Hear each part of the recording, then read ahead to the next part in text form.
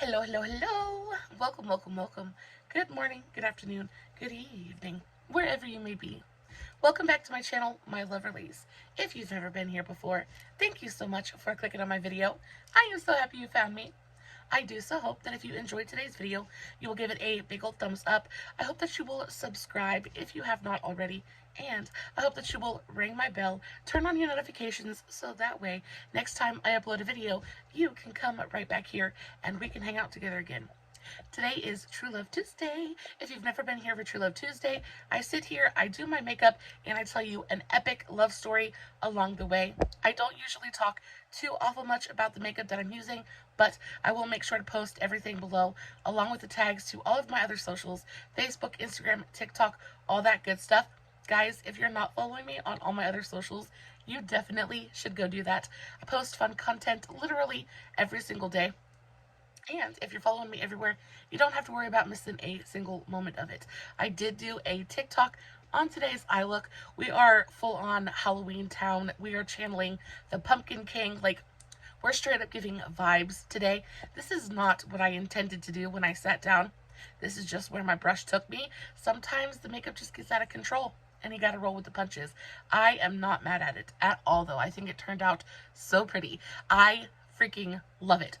On top of that, I found this adorable little romper at Walmart the last time I went, and I'm so here for it. It is like, it's channeling, it's giving me fall. It is just like, and I love a good ugly print. Like, I am all for it.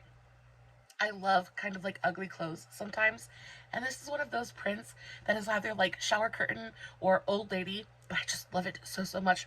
Anyway, it's kind of like, it's fitting the theme. Guys, I hope you have just a little while to sit back and relax. We are talking about Bennifer today. Their story is long. It spans decades, so we're really going to dig into it. Again, it's going to be a long one, so make sure you got a big old cup of something to drink. Get you some ice cold sweet tea or some hot coffee, and let's just go ahead and dive right into it.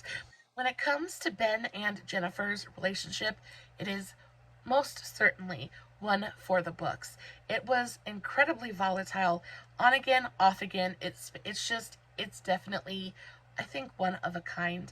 And the fact that they were able to, after decades, find each other again and finally be happy, I think is something very, very special. Now, they definitely went through it in order to get their happy ending, and we're gonna get into it. Y'all, Ben has some serious problems. Jen has problems of her own, but I feel like Ben was pretty much just an injured, sad little boy, and I feel like it took him a very long time to man up and mature and become the person that he was capable of being, and even being able to commit and fully like be in something. His vices and his problems, they all make sense when you hear about his childhood. So I'm going to talk just a little bit about Ben first, and then we'll get into Jennifer, and then we'll talk about them together as a couple. When it comes to Ben, Ben was born August 15th, 1972. He was born Benjamin Geza Affleck Bolt in Berkeley, California. So his family moved to Massachusetts when he was around 3 years old. So that means he was born a California boy, but he is definitely a Massachusetts man at heart. They lived in a town named Falmouth and then moved to Cambridge after his brother Casey was born. If you don't know who Casey Affleck is, he is Ben's younger brother. They're both super freaking adorable. Now, his mother, Christopher Ann Bolt, was a Harvard-educated elementary school teacher. Very, very smart, very driven, very cultured woman. Devoted to her children as well. She did everything she possibly could to provide for her children. She worked her butt off and, instilled in both of her children a love of the arts and a love of education and learning. All of them are incredibly intelligent. Ben, in particular, was super smart. Really, really smart all throughout high school, all throughout, the couple of years of college that he attended. He was just really really intelligent. He did like phenomenally on his SATs, but again, just couldn't apply himself to school. It's not where his heart was. So he really just didn't apply himself. Now, while his father, Timothy Byers Affleck, was an aspiring playwright. Now, his dad was just a deadbeat. Ben's dad was just a good for nothing and very much an alcoholic as well. And I think, again, a lot of Ben's problems stem from his relationship with his father. Now, his father was an aspiring playwright, definitely unemployed for 99% of the time.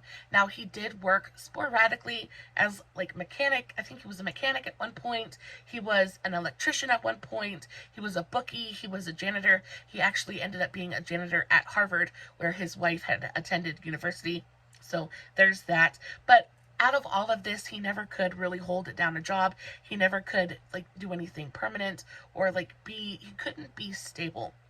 And it is because, honestly, I think he was just disappointed. I think he was disappointed with how his life turned out, just wasn't a happy man, and because of that, basically just checked out. Tried to find the answer to all of his problems at the bottom of a bottle, and that never works out for anybody.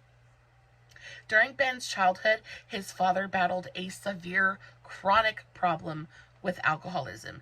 And Ben has said in multiple interviews that when he was younger, his father drank all day, every day. He never saw his dad without a bottle of something in his hand, and he was always inebriated. And on top of that, because, of course, somebody's got to pay for all of his vices, right? That means that his mom had to go out and bust her butt.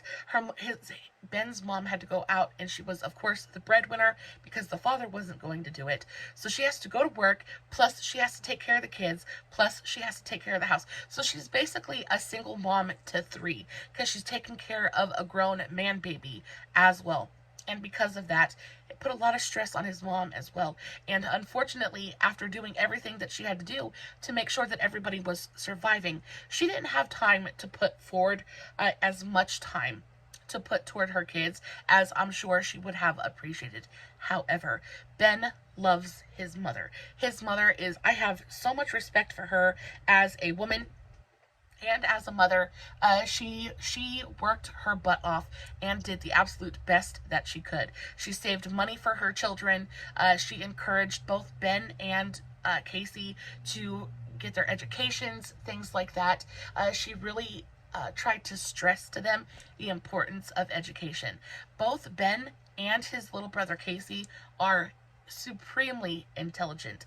Ben tested phenomenally, or he scored phenomenally on his SATs, and his mother had actually always intended for him to grow up and become a teacher, just like her. Unfortunately, Ben's heart just wasn't in it. Ben's heart wasn't in education. That's not what he wanted to do. He knew from a very young age that he wanted to be an actor.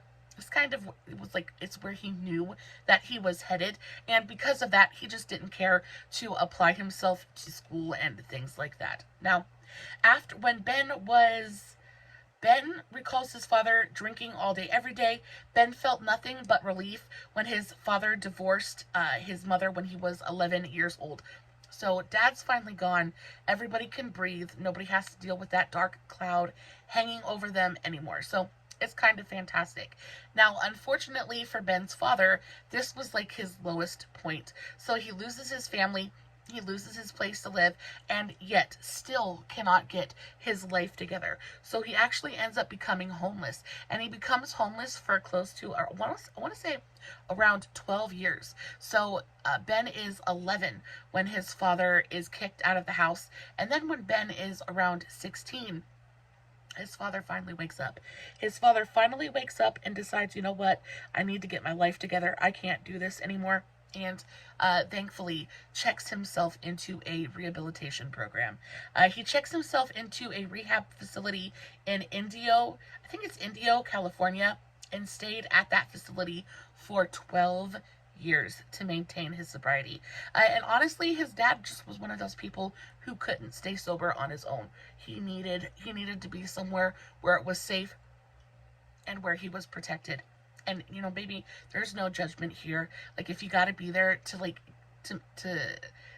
better yourself, then that's what you got to do. And that's where he was comfortable as well. Now, his father did really, really well at this rehabilitation center and actually ended up becoming a counselor, like an addiction counselor to other guests, and eventually ended up working there and kind of staying on as, a part of the facility. Ben and Casey regularly attended the theater and were encouraged to make their own home movies, leading them to start auditioning for local commercials and film. Ben's mother was incredibly cultured. She really had a big appreciation for the fine arts. She loved painting, she loved theater, things like that, and she really exposed her children to as much of that as she possibly could. She really nurtured their creative sides. Creative kids are happy kids. Kids just like to play like that. And she really, really nurtured that. And again, this is when Ben kind of like realizes that he loves the attention. He wants to be an actor. He loves making the home movies and things like that, as does Casey. So Ben acted professionally for the first time at 7 years old, and his mom, again, so much respect for this woman, so much respect, because a lot of people would have taken the money that he earned from his earliest commercials and spent it, right? They would have made either improvements to the home, or they would have bought stuff for the kids, or kept it for themselves, because there's some pretty awful parents out there. But his mom took the money that both of them earned and put it in a savings account and saved it for college. She, hoped in the back of her brain that eventually her children would kind of like settle down, leave the movie making business, and kind of find a real job, honestly. She said that she was worried about them wanting to be actors and things like that because it seemed like it didn't seem stable. She called it a frivolous profession. There's just no security in it, right? And she worried for her children, as we all do. Ben just wasn't having it though. Like I said, he scored phenomenally on his SATs. He did attend college, I think, for a semester or two, but finally was just like, I don't want to be here. I don't want to be doing this, and I'm going to go home. Actually, what kind of like did it for him was he was on campus. He actually ended up attending the University of Vermont. And he was outside. He was at college. He decides he's going to go shoot ball for a little while. So he picks up a basketball and goes out to the court. He's playing a game of basketball with some friends and ends up breaking his hip. After he breaks his hip, he's just done. He washes his hands of the entire situation and is like deuces, and just like, and he moves very shortly thereafter to LA to go pursue his acting career. Now, Ben certainly has never hurt for female companionship. There are quite a few past paramours of his in Hollywood. We're going to go through all of them.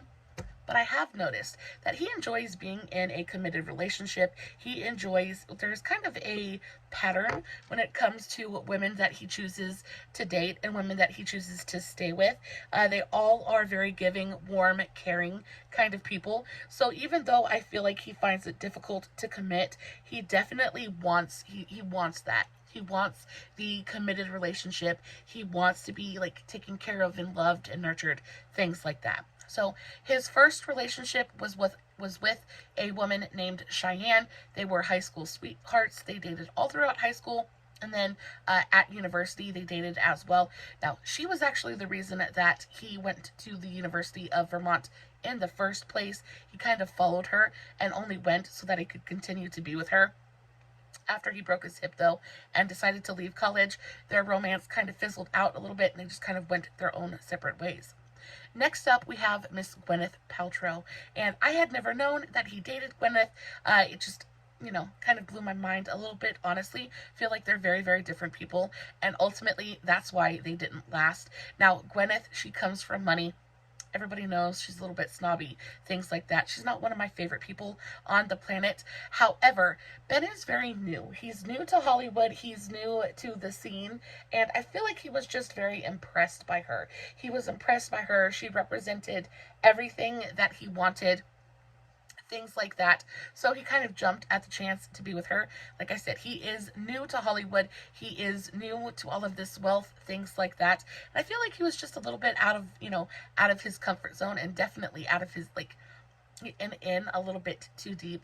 Their relationship was super volatile. They were on again, off again, and eventually they just kind of they broke it off. Now they got together in 1997 and broke up in 2000. So they were together on and off for a few years, but eventually they just had enough of each other and they went their own separate ways. Now, his next relationship is with Jennifer, and we're not going to get into it too awful much at this point in time because we're going to talk about it later, but this was his highest profile romance to date, and again, media coverage and everything was insane, and they ended up, not being able to sustain it, and they had to go, they had to go do their own things. After he meets Jennifer and leaves Jennifer, he meets another Jennifer. And after the original Bennifer, we get Bennifer 2.0. So next up, he meets Jennifer Gardner. And again, she is just one of my very favorite actresses. I think she is so adorable, such a stand-up, kind, giving, caring person. I just kind of get those vibes from her, you know what I mean? But love her so much. I remember her in 13 going on 30. I also remember her in Electra. Loved her in Electra. I think she was Alias or something like that. I never did watch that show, but I remember she was all about the tummy. She had the cutest little freaking midriff. Always had crop tops on to show off the belly button. Anyway, I used to think she was absolutely beautiful. She's still beautiful to this day. So he met Jennifer Gardner. He met her on the set of Pearl Harbor in 2001, and then they worked together in 2003 for Daredevil. Oh, that was the other one. I loved Daredevil too. I thought that movie was super, super cute. It kind of tanked at the box office. Not a lot of people were like super into it, but I thought it was such a good movie. If you've never seen Daredevil, it is a Marvel movie, and Ben plays a blind superhero, and he has like special powers, and he can like his hearing is super, super special. Anyway, she played a kind of like a troubled love interest in that movie. Really great. You could see, you could feel the chemistry coming off of the screen. They have a love scene in that movie, and it's not like graphic or anything like that, but you can definitely feel the chemistry there. And everybody at that point knew that they were going to end up being together. There is no way that you can shoot a scene and get that much emotion and feeling and stuff from it, and them not end up being together in real life. And we were all correct. They went on to date and then eventually get married. So they got married in June of 2005, and then they ended up having 3 children together, and they stayed together for a good long while. Now, they had 3 children together: Violet, Serafina, and Samuel. And then amid reports of alcohol abuse, gambling addiction, and of course infidelity, in 2015, they decided to separate. And this, I remember being so super sad because I really wanted them to work out. I was old enough at this point, and I was so in love with the movie Daredevil.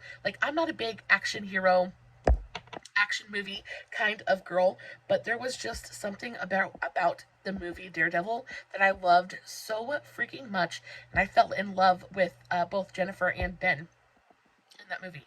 And I think again a lot of it has to do with it was just so romantic, and they just had such great chemistry in that movie as well. And then to find out that Ben, after years of them being together and children and all of that good stuff, he just kind of threw it away. It was kind of awful. It came out that he had been being very inappropriate with the nanny, things like that.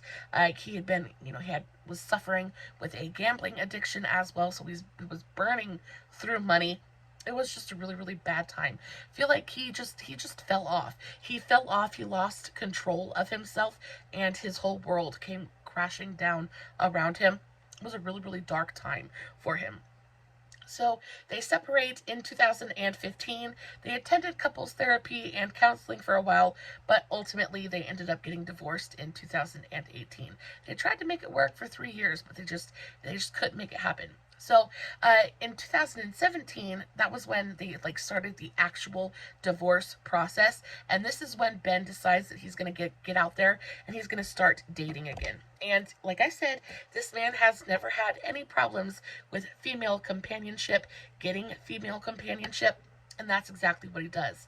In 2017, Ben confirmed that he was dating Saturday Night Live producer Lindsay Shookus while still in the process of divorcing Jennifer. Now, this was another super rocky relationship. I don't think Ben was in the mindset, like, I don't think he was mentally capable of being in a relationship at that point, and definitely not in something committed and serious. And because of that, his relationship with Lindsay was super, super volatile until calling it off for good in 2019. Now, they say that the reason they called it off was because of conflicting schedules, but I think it's because they were just tired of beating the crap out of each other. And I don't think it was physical, but I think there was a lot of emotional and mental kind of just mind games going on, and it just wasn't great.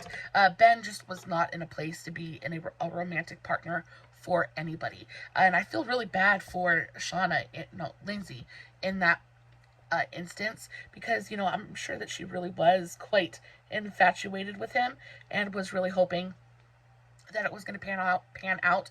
I mean, she dedicated 2 years of her life to him, but I just don't think he was ready. He definitely hadn't fully moved on from Jennifer Gardner yet, and is still battling all of his demons. He's still battling his addictions and things like that. He's still drinking really heavily at this point in time. Just hasn't gotten himself together yet. So after his 2-year fling with Lindsay, he goes on to have a very short fling with veterinary technician and former Playboy model Shauna Sexton in 2018. So yeah, in 2018. So she was 23 and he was almost 46. So she was literally like 20 years, 20 years younger than this man. And we all knew that this wasn't going to work. This wasn't going to last. I think Ben was just looking for a good time. I think he was just lonely and just looking for a good time.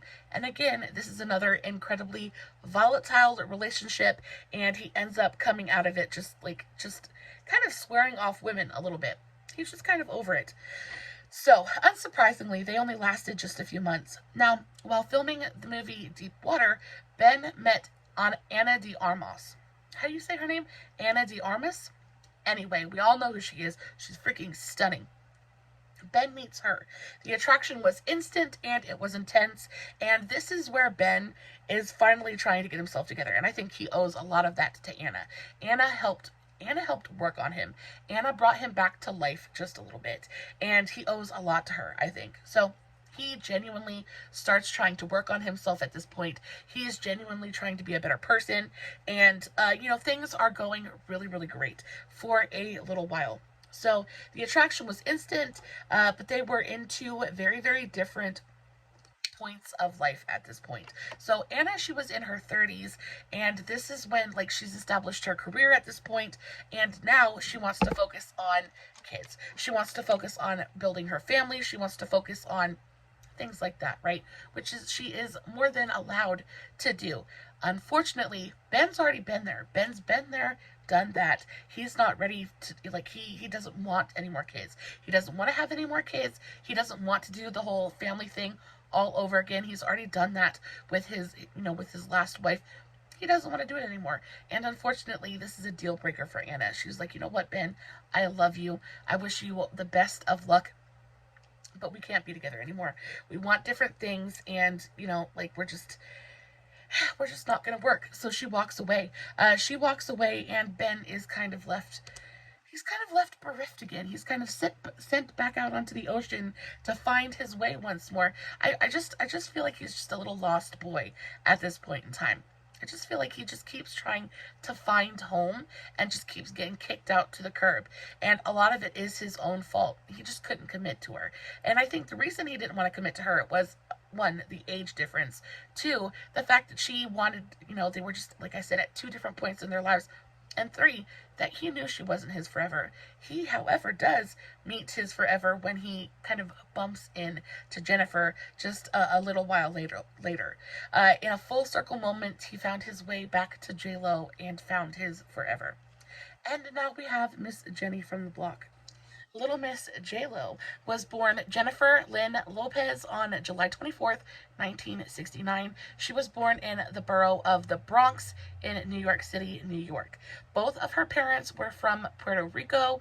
Her father, David Lopez, and her mother, Guadalupe Rodriguez, and they met after immigrating into New York City. Now, her father served in the army and then worked as a computer technician, and then her mother was at first a stay-at-home wife, and then she kind of turned to kind of like side jobs to help bring in just a little bit of money. She first started selling Tupperware and having Tupperware parties, and then moved on to being a kindergarten gym teacher. She did kind of a little bit of everything, trying to figure out what it was she wanted to do after she got done raising her children. She was a stay-at-home wife for the first 10 years of Jennifer's life, and then she kind of went on and joined the workforce. Now, Jennifer has some siblings. She has a younger sister named, an older sister named Leslie, and a younger sister named Linda. Now, sadly, her parents divorced in the 90s after 33 years of marriage. I guess they just got tired of dealing with each other's bullcrap, and I can definitely sympathize. Definitely understand it. 33 years of marriage, though, I couldn't imagine. I couldn't imagine having to start my life over after 33 years of being with somebody. I would probably spend the rest of my life alone, because there is no way on earth that I would want to go rejoin the dating world after being married for 33 years. I've only been married for 14, and the thought of me having to go out and go on a first date again genuinely just actually terrifies me. No, thank you. So after they get married, the girls, of course, stay with their mother. Their father moves out, and he goes on. I believe he remarries or gets a girlfriend. He goes on and he lives his life, but he stays very much involved in his daughter's life, and he stays in contact with his ex-wife as well. So her parents were very strict. Of course, she grew up in a Catholic home. They got a Catholic school education. She wasn't allowed to date. She wasn't allowed to have boyfriends, things like that, which is pretty standard for a lot of families at that time. After that, she ran track. She ran track on a national level, which I had no idea about. Kind of a little bit of a track star, very, very athletic. She was also very much into gymnastics. She was also a softball player, just very involved in extracurriculars at school. She was in, of course, theater, things like that. She always participated in school plays and school musicals. At this point in time, she is fully, deeply, madly, truly in love with dance. Much like Ben, her mother had always encouraged her to pursue and kind of explore her own creativity. They too were encouraged to make home movies, things like that. And very often her and her sisters would make movies and put on plays and things to entertain the family at get-togethers and things like that. And she grew, pretty quickly, she grew to really love putting on the performances and things like that. Now, at this point, she's not really focused on being a singer. She's not really focused on acting or anything like that. She just really loves to dance.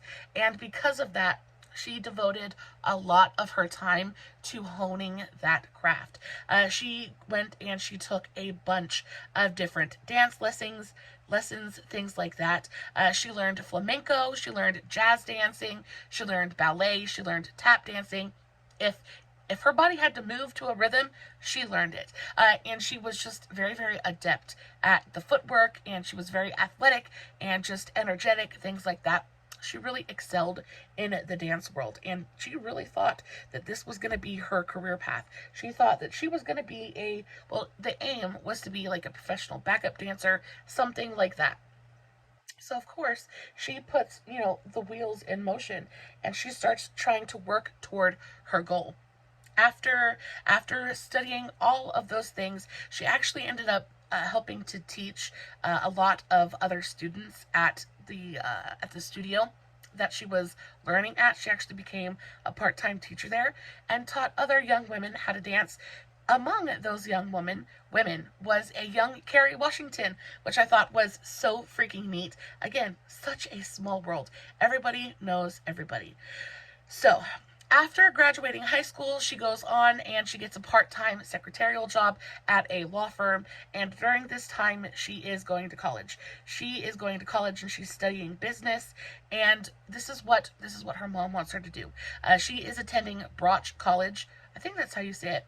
Broch College in New York City, and she's working her butt off. She's working her butt off to make her parents happy, but also she is having to kind of fight with herself, because as much as her parents want her to go out and get a real job and to be financially stable and to be able to take care of herself, things like that, she also is she has this passion.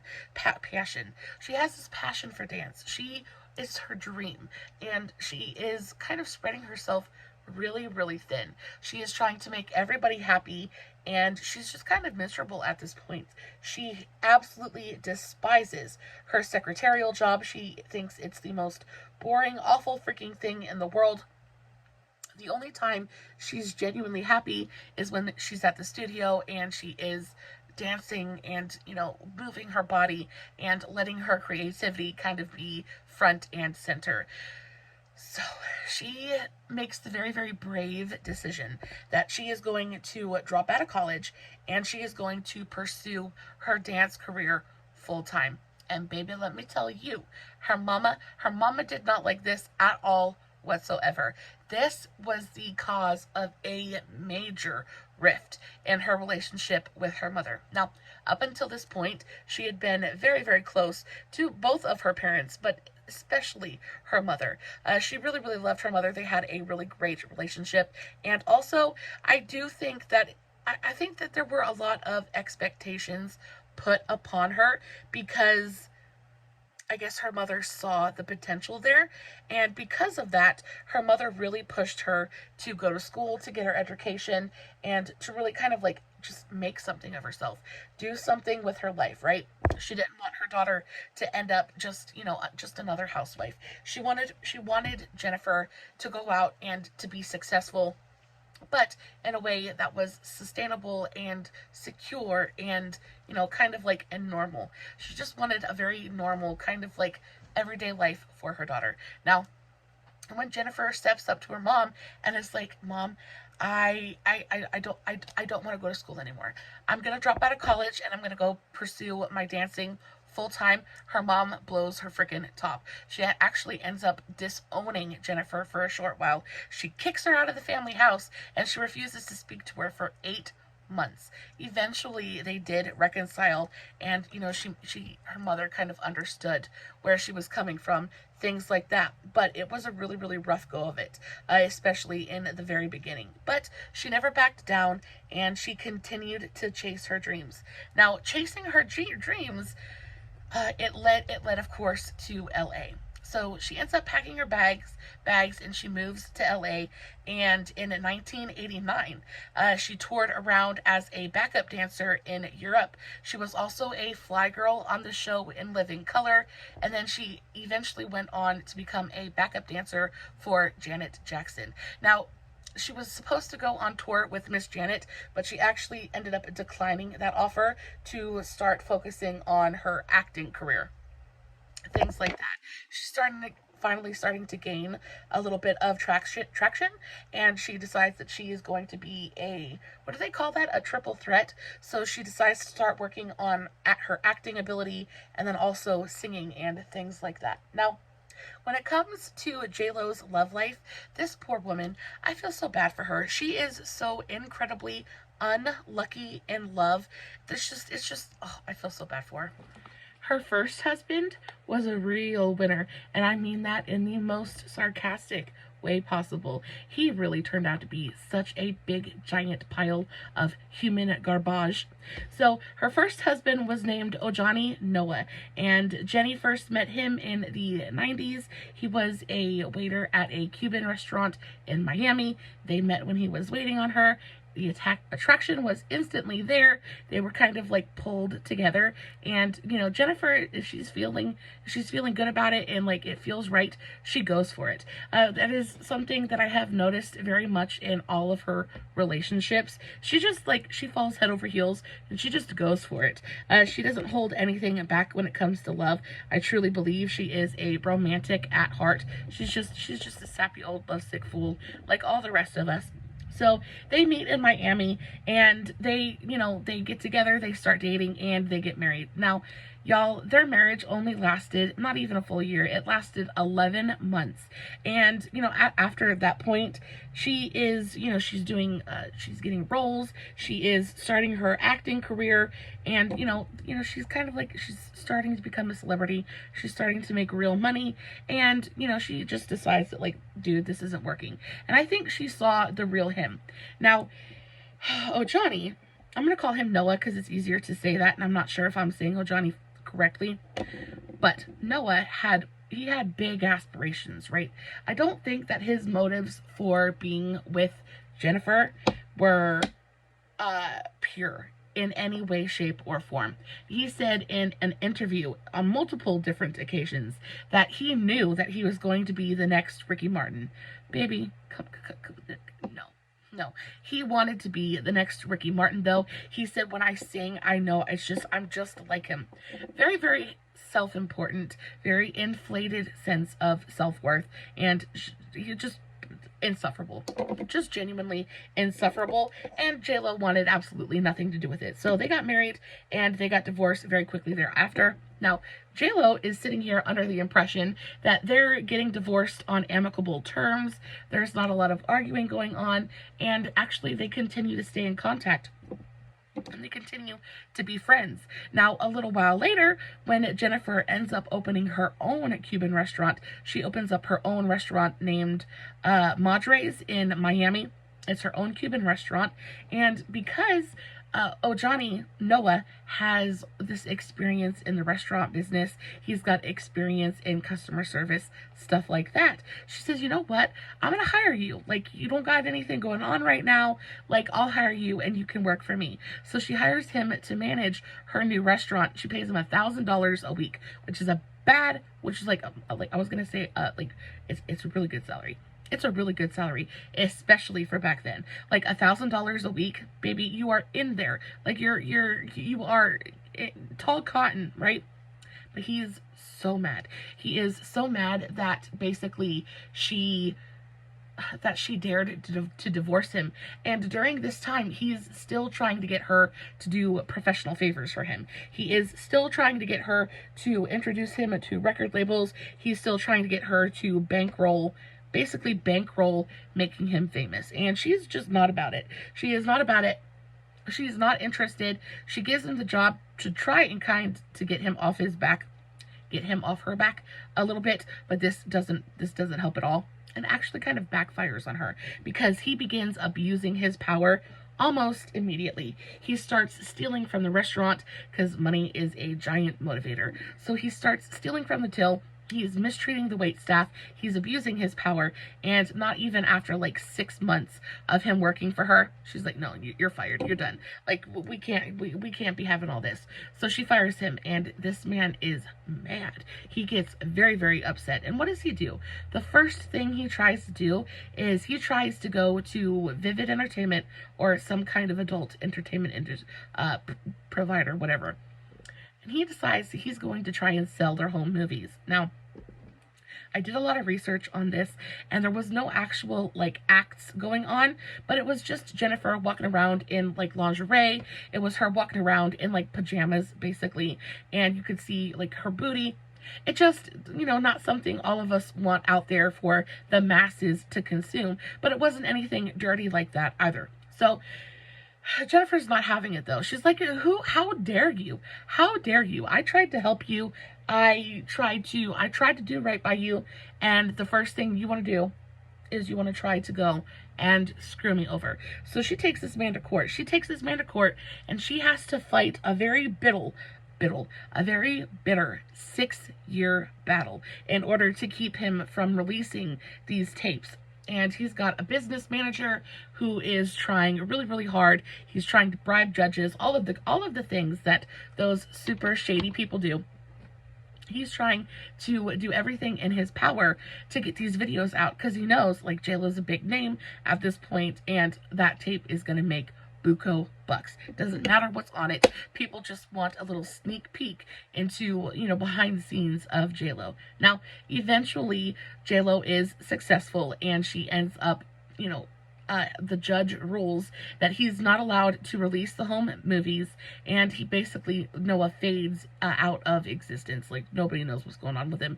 Nobody knows who he is. I wasn't even aware that she was married to him in the first place. She doesn't ever talk about him, but this was definitely a learning experience for her, because after this, she's a little bit pickier about, you know, about who she kind of runs around with, and she definitely doesn't, yeah, she's a little bit pickier about who she runs around with after that. She moved on to date Sean Combs, and he went by Puff Daddy or Puff Diddy. Either way, his name is Sean Combs legally, and she dated him from 1999 to 2001. And they were a power couple. They were a Hollywood music industry, R&B, rap, pop, like, they were just a power couple. JLo was definitely just, she was gaga. She was gaga for this man, and he just did her so dirty. He did her so dirty. She was with him for some of her most iconic, like, especially like VH1, MTV kind of moments, red carpet moments. She was walking the red carpet with him when she wore that green Versace dress that everybody and their mama still remembers. It was genuinely iconic. It was iconic before we all used the word iconic. Like, it was just, so, like, chef's kiss, so perfect. She looked perfect in that dress. So pretty. But he was just bad to her. He was just not good to her in any way, shape, or form. He cheated on her continuously. There was a lot of manipulation, a lot of mental, almost like mental torture. He would make her feel crazy. He would lie to her. He would gaslight her. It was just typical, standard, narcissistic, just grossness. So she ends up finally just being like, I'm done. And she ends up having to walk away from him for her own mental health, which we applaud you for, because you got to stand up for yourself. When it's time to leave, it's time to leave.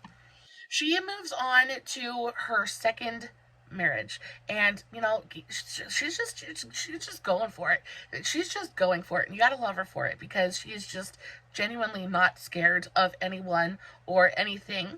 And she meets this man named Chris Judd, and she is just like, boom, yes please. She actually hired him to direct the music video for Love Don't Cost a Thing, which she had written about the relationship prior to Diddy. She's just, the whole video, she's just like slinging gold bracelets everywhere and just being like, screw you, I don't need you, I'm done, I just love it. It's so good. But Chris Judd directed that video.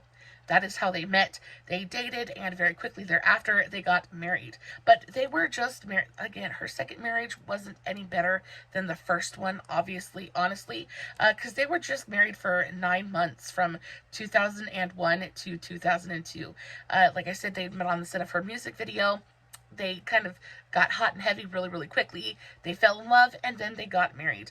But during this time, this is when she meets Ben, and she was like, oof, I'm sorry, but I found something better. So I feel bad for Chris Judd. He didn't do anything to her. He didn't cheat on her. He didn't, nothing like that. But she met Ben, and she was like, yeah, sorry, you're not the one that I want anymore. And, you know, if you got to do you, I guess, you know. They are very, very adamant about the fact that she is adamant about the fact that she never cheated on Chris, that her and Ben never acted on their relationship. They never acted on their feelings for each other until she had filed for divorce. We'll get into that in just a little bit, but at this point, this is when she meets Ben, while she's still married to Chris. And y'all, her and Ben are just like, it's like fireworks. After Ben, she meets her third husband, Mr. Mark Antony. And Mark Antony was debatably her most successful relationship thus far. She was with him for a very long extended period of time. They actually had 2 twin children together, a boy and a girl named Maximum and Emmy, and just they were such a really beautiful family. They ended up living, like, touring together. They did a bunch of songs. They collaborated together. Marc Anthony is a Latin American singer. He's a crooner. He's like the Frank Sinatra of South America. Like, he's got that same kind of like vibe, and they instantly were just like, oh, all over each other. She met him very shortly after her and Ben called off their engagement the first time. Shortly after she broke off her engagement to Ben, they met in 2003.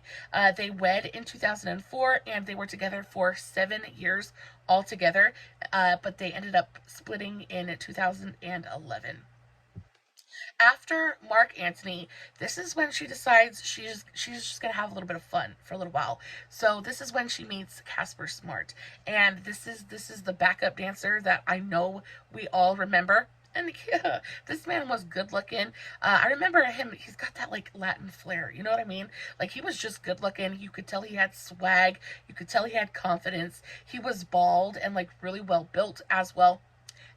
I think that relationship was all about animal attraction. That relationship was just passion. She was just looking for something. After 7 years of being with Marc, I feel like she just wanted to feel sexy again.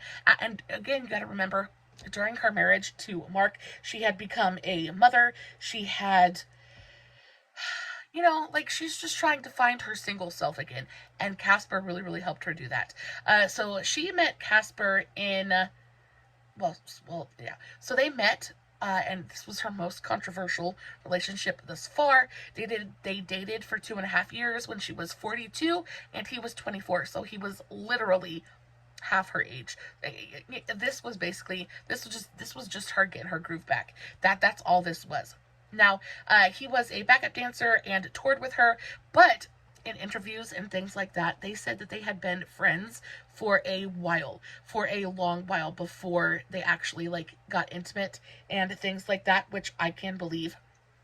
Because J-Lo doesn't, I don't know. I don't know. Seems like she is the kind of person that will just jump in to something like that, but I don't know. Maybe it was scary for Casper, like, instantly getting hit on, but like by somebody so powerful, and especially his boss, things like that.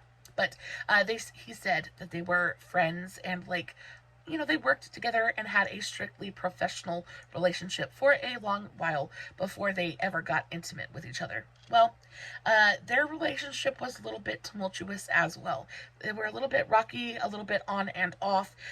Altogether, they were together for 2.5 years, but in 2015. No, in 2014, they actually split because she caught Casper texting other women. He was, he's still a young guy at this point. He was only, 24, so he's maybe, 25, almost 26 at this point. He's still a freaking baby, and, he can't be they're not together all the time and things like that. So I guess he just gets bored one day, decides he's going to text some Instagram models, and she freaking caught his hiney. She caught his behind, and she wasn't having any of it. She was not having the disrespect, and so she kicked him to the curb. But I think that there must have been some genuine feeling there, because they did try to rekindle things. They tried to rekindle things in 2015, after they had split up, after they had been apart for about a year. So I guess they were just, going to try to see if they could make it work the second time around. He also had a really great relationship with her kids, things like that. So they try to give it another go, and it fizzles out. It wasn't the same as the first time around, and they end up walking away from each other for good in 2016. Now, in late 2016, it was rumored that she was having a little bit of a fling with Drake. And I'm not sure what to think about this one, because they were spotted hanging around together, things like that. But when she was asked about it, she said that they were just friends and that they were just making music together, things like that. But y'all, men and women are not friends. Like, I honestly believe that women and men, it's really difficult for them to be friends without some kind of physical attraction. If a man isn't attracted to a woman, he's not going to give her the time of day. Point blank, period. It's just not going to happen. And so, and especially when you have Drake, who is an incredibly successful, incredibly good looking young man, and then you have Miss J-Lo, who has been a sex symbol for 90% of her life. You know, like, there's just no way. There's no way that they were hanging out together because they just like to listen to music together. No, I don't buy it. Also, Drake ended up referencing her in a I think he referenced her in one of his songs and was like saying something about I lost her to Affleck or something like that. Anyway, he definitely referenced her and kind of insinuated that he had almost got her on lock, but it kind of like she got taken from him. And after this is when she meets back up with, or she meets A-Rod. That's it. So she's fooling around with Drake, but I don't think she sees Drake as something that is going to be like, that is really going to pan out, which was probably very, very true, because Drake just doesn't seem like, he definitely wasn't at the point in his life that he was going to settle down, things like that. So he's just kind of like a plaything for a short moment in time. And then she meets Alex Rodriguez. In 2016, she was messing around with Drake, but then, I really thought her and A-Rod were going to be like a forever thing. I don't know why, but I just really, really did. I felt like they were so perfect for each other. I felt like they just looked so great together, and they were together for a really, really long time as well. I think she dated Alex Rodriguez for almost like a little over 4 years. So they met in 2017 and dated for 4 years before announcing their engagement. Like, they got to the point where like they were actually engaged, things like that. And I remember being like, wow, because A-Rod, I'm just gonna call him A-Rod, is a notorious bachelor. He's like the George Clooney of the sports world. There have been women chasing that man since, he kind of like came on to the scene. He has never settled down. He's never been in any real kind of like committed relationships. He's always played the field and been a little bit of a womanizer, right? So when he met J-Lo, things were just kind of like super different, and it was just kind of like, wow, like if he's ready to like settle down. And she had been one of his longest relationships as well, I think. So the fact that they were together for so long and that they had gotten engaged, I was like, there's no way. There's no way that they are not going to be each other's forever. Like, this is happily ever after for her. And I was not alone in thinking that way, because a lot of people thought the same exact thing. That is until 2020. So they had to postpone their wedding because of the coronavirus. And during this time, J-Lo finds out that he's back to his old A-Rod trickery. She found a bunch of women on his phone. She found out that he had been being unfaithful, that he was texting other women, he was in contact with other women, and she lost her ever loving mind.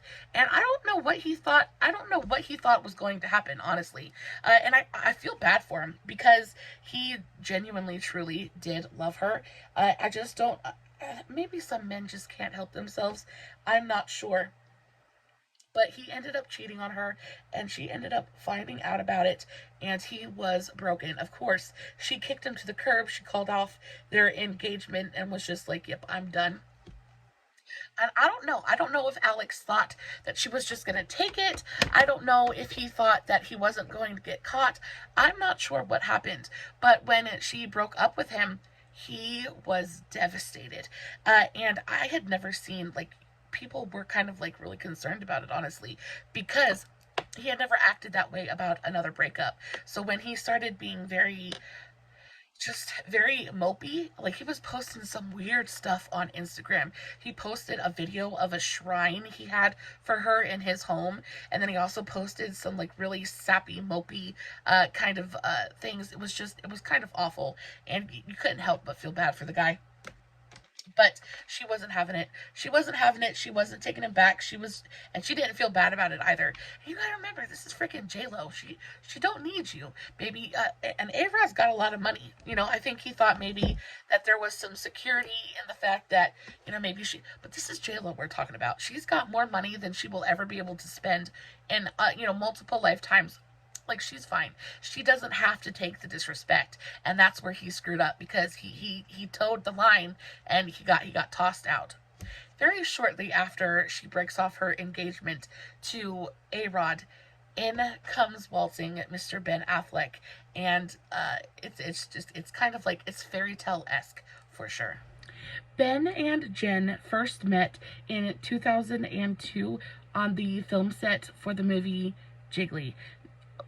By and large, one of the most terrible films ever freaking created. It was awful. It was such an awful, awful movie. I only got through like pieces and parts of it. Just really, really terrible. And it's very like, it's obscure at this point because it was so awful. People just don't talk about it other than to talk about how awful it was. So yeah, I don't even think it exists anywhere anymore. If you've ever seen it, I'd love to know your thoughts about it in the comments below. But they came together for that movie, and it's, again, largely regarded as one of the worst films ever freaking made. Now, at the time, Jen was still married to her second hubby, Chris Judd, and when she met Ben, like, the sparks just flew instantly. Like, they instantly knew that, like, there was something special going on, and they say that they did not act on their feelings for each other until she had filed for separation. I find it super difficult to believe, though. So after they wrap filming for this really, really terrible movie, Ben actually goes on to put a full-page ad in what magazine was it? Trade magazine. He takes out a full-page ad in Trade magazine thanking Jennifer for working with him. He says, in part, it has been nothing but an honor and a pleasure to work with you. I only wish that I were lucky enough to be in all of your movies. And then he signed it with love, respect, and gratitude, Ben Affleck. Like, so romantic. So freaking romantic. I love it so, so much. And instantly she's like, like she's got this little boy over here who is being awfully suave somehow, and it knocked her socks off. It genuinely knocked her socks off, and she was like a kid in a candy store. We all know by this point that Jennifer is a hopeless romantic, and she's just, she is in for a penny, in for a pound, and they go for it. They are instantly kind of inseparable, which is why I don't believe that they didn't act on this fling before she filed for separation. They quickly became the most talked about couple in Hollywood history. They were the first couple to receive a hybrid moniker from the media in April of 2002. That's when he placed that ad after they wrapped filming for Jiggly. Then on July 24th, 2002, the media caught them kissing at a surprise birthday party for J-Lo. Now, the tabloids were on them like white on rice.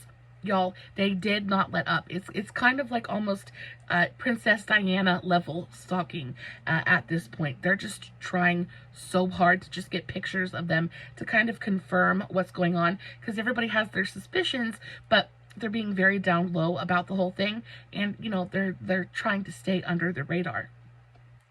On October 5th, 2022, Jenny from the Block video premiered, featuring the famous butt kissing scene. So this is the scene that had the entire world talking. So for Jenny from the Block, I'm just Jenny from the Block. Anyway, that song, there is a scene in the music video where they're kind of like making fun of the paparazzi, and the whole point of the video is supposed to be about how it feels to have the media kind of hounding them all the time. And the video premiered, and it featured this like butt kissing scene. And Ben says there's this epic scene when they're kind of like on the top on this yacht, and they're just trying to have a private moment together as a couple. And of course, you've got paparazzi with long lenses trying to snap candid photos of them. And they're just kind of like sitting on the sun deck of this yacht, and he's untying her top and just kind of like playing around with her. They're flirting, and they're just kind of lounging around together. Well, honestly, I've been married to my husband for 15 years. I definitely do not have a booty like J-Lo, but I know my husband's kissed my hiney a time or two. You know, like it's kind of a very normal thing. But back then, I guess everything wasn't so out in the open, and people lost their minds. People lost their minds that this man would dare to kiss her butt. And I guess it kind of was in public, like they were on a private yacht. Like I don't get it. Honestly don't get why it was such a big deal. But the media had an absolute freaking field day with it. And Ben said this is what kind of like caused the downfall of their relationship, because after that happened and the media attention got so much heavier is when their relationship really started to deteriorate. So people went so crazy that J-Lo even tried to get the video removed from MTV and VH1 in 2004. And that video made her a lot of money. It made her so much money. You got to think about how bad the scrutiny and the attention must have been if she was willing to lose out on that money and get the video taken down. Like, it must have been really, really awful. So then, J-Lo had filed for divorce from Chris on July 26th, 2022. So this was right after. So she filed for the divorce on the 26th. They had been caught kissing by the paparazzi on the 24th. So she filed for separation 2 days after they got caught kissing by the media for the first time. Now, if they're kissing in public at a friend's party or whatever, you can imagine that they probably have been doing it in private for at least a little while. So that's why I don't quite believe the fact that they said they never acted on it until she was divorced. I believe that they met each other and they just kind of went for it, which is, you know, the heart wants what the heart wants, I guess.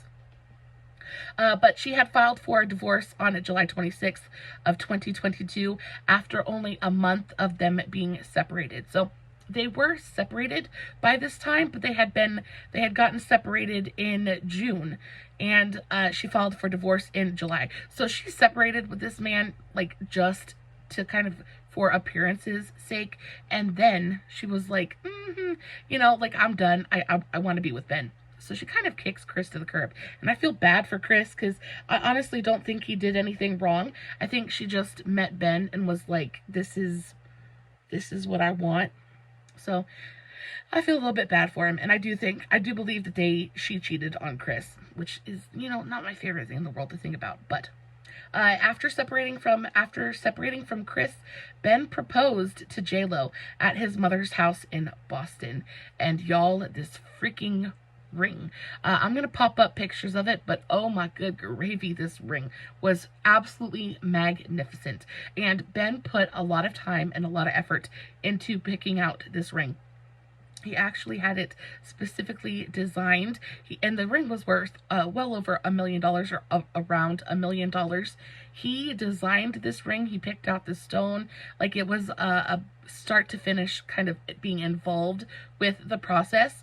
And of course, it was absolutely magnificent. But he is at his mother's house. They have, you know, a little bit of time to spend together. So he invites her up to his mom's house, and she walks in the door, and she says the first thing that she noticed was that the house was, it was just blanketed. It was under a quilt of rose petals. She said he had her song, what was the song?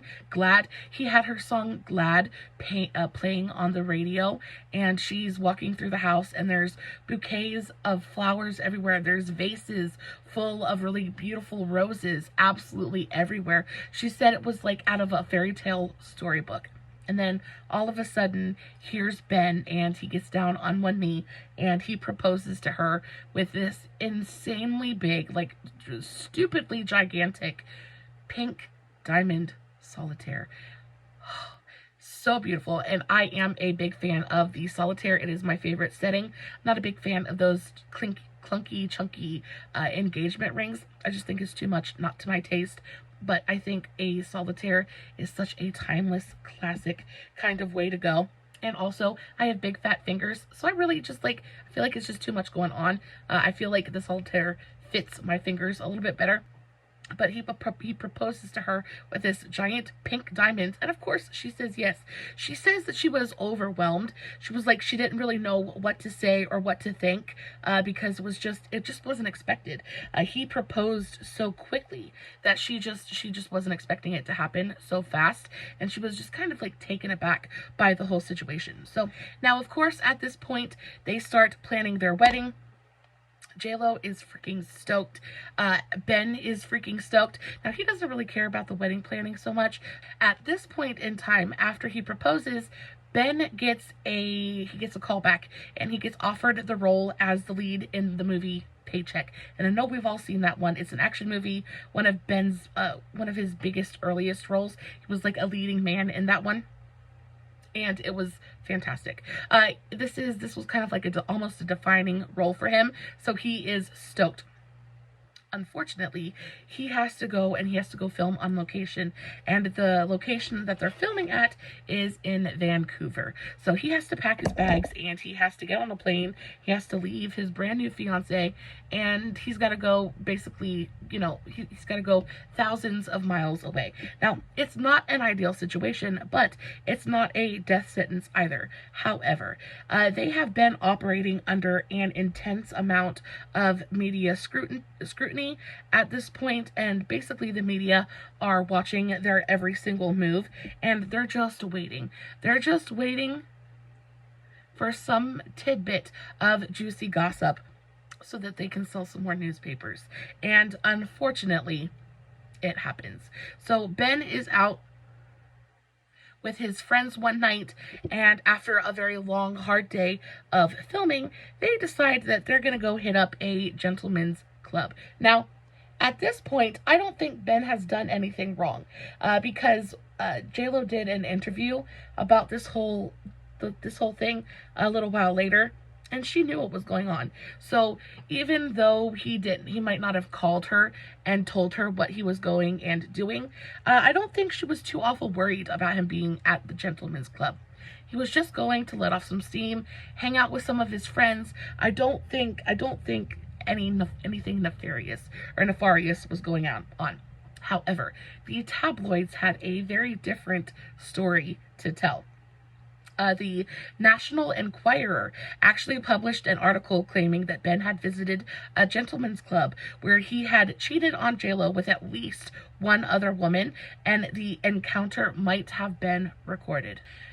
Now, there might have been some truth that there was a little bit of trouble in paradise, because soon after that news article broke, JLo came out, and she was kind of like out and about doing her own thing, and she wasn't wearing her wedding ring.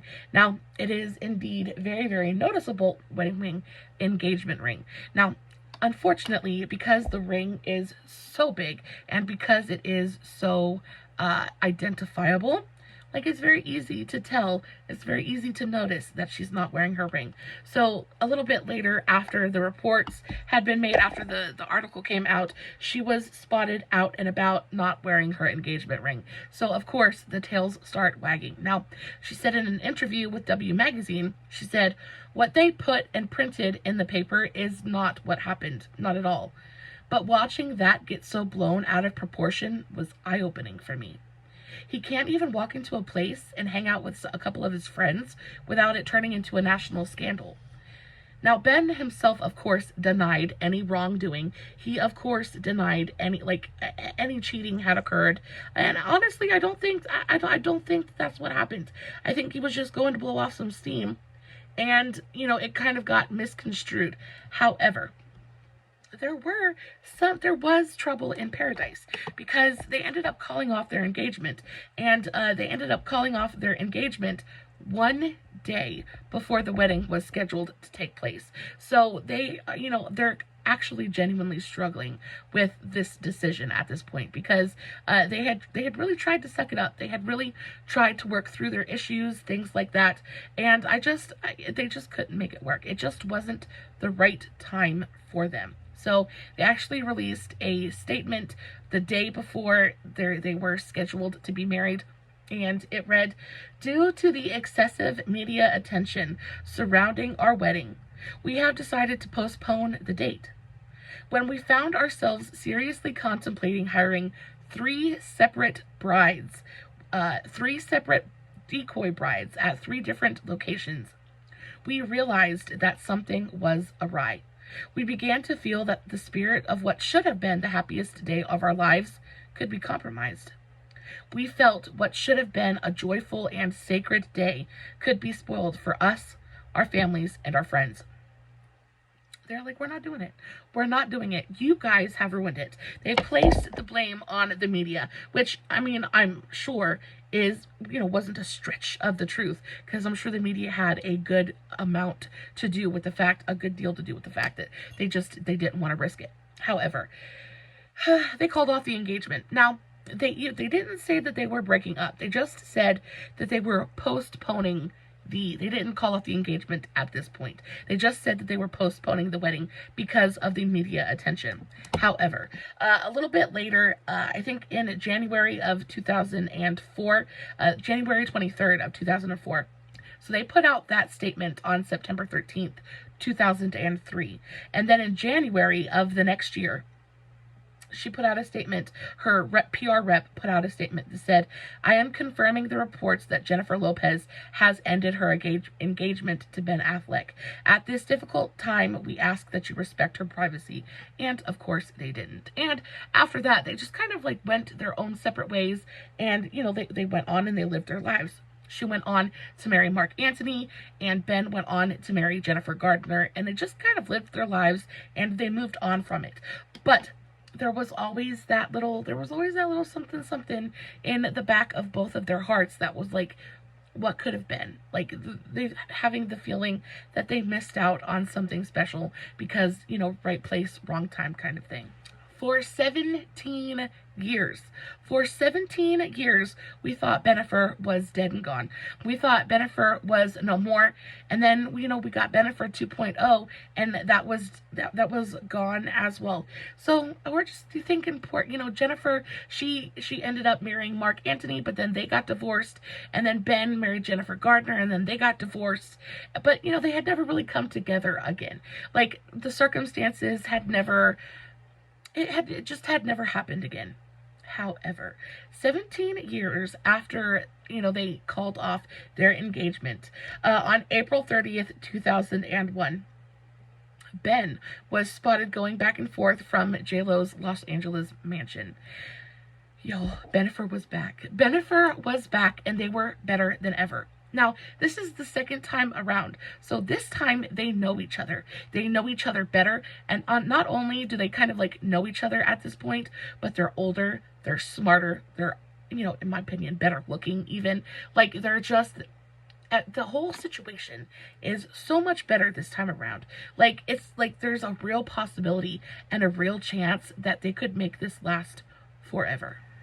So then, on May 2nd, 2021, they went on their first trip together after reuniting. Now, at this point, they're still just friends. They're not admitting that they're in any kind of romantic situation at all. They're just telling people that, we're rekindling our friendship. We just want to be friends. We're just kind of like, we're just catching up, right? We're old friends. We're just catching up. So they leave on the 2nd of May, and they get back around the 8th of that same month. And they're just, y'all, like, good things happened. Good things happened on this trip, for sure. Now, this is when we learn that Ben is the one who had initiated the reunification process. He was the one that approached Jennifer and was like, what's good? What's been going on? How are you? I miss you. He slid into her DMs. He was like, what's up? What's up? And of course, she was like, hey. By the end of May 2021, Bennifer is in full swing. Bennifer is back, baby, and they are better than ever. They are taking trips together. They're staying at the same hotels. They are seen, like, they're spotted by the media. And this time, I think not only are they older, but they're also better equipped to handle the media attention. They've both been Hollywood stars for decades by this point, and you know, they're a little bit, they're just better equipped to handle the situation in general. Also, I think that they had better security. They were smarter about the way that they handled things like that. So by June, they were being photographed kissing and canoodling just out in the public. So they're no longer worried about keeping everything under wraps. They're no longer like, they're here and they're together and they're they're proud and they're very happy about it. Cut to March 21st of 2022, they buy their first home together. So this is something that they hadn't even done the first time around. Like, they buy their first home together, and not only do they buy their first home together, but it's a $50 million Hollywood Hills mansion. Y'all, they drop a ginormic amount of change on this absolutely stunning Hollywood mansion. And this is, why else would you buy a home together? Like, why else would you buy a home together if you weren't intending to live in that home as husband and wife, right? Like, I guess you don't have to be husband and wife, but you wouldn't both pay for something if you didn't intend to share it at some point, right? And this is exactly what happens. And then on April 8th, 2022, J-Lo announced that Ben had proposed again, and that they were officially engaged. And that was pretty much the last thing we heard until July 17th of 2022. And she's surprised, we're married. How did they get married? They skipped the big lavish ceremony because, again, at this point, they've both got kids. They've both been married. They've both kind of like been there and done that. They don't need the big ceremony. They don't need the pomp and circumstance at this point. They just want to be together. So they ended up getting married in a Las Vegas drive-through wedding ceremony at 12:30 a.m. And so, my loves, that is it for this week's True Love Tuesday. I hope you enjoyed today's story as much as I did. A very long story, lots of moving parts, but I am so happy for them that they got to find each other in the end. It's kind of like, almost like a storybook ending. They are still together. They are still going strong. You know, there's a little bit of scandal here and there for them. I know maybe a couple months ago, they were at an award ceremony, and it was like people had rumors that they were arguing, things like that. Y'all, they're probably going to stay together for the rest of their lives. At least we can keep our fingers crossed and hope so anyway. This is the finished look. What do we think? Do we like it? Do we love it? Let me know in the comments below. Guys, I love you so very much. As always, no filters, no fancy lighting. It is just me sitting in front of my camera telling you guys an epic love story. Hoping you guys are enjoying what I'm doing. If you did, make sure to give this video a big old thumbs up before you leave. And until next time, stay safe, take care of yourselves, and remember, you're important. Bye.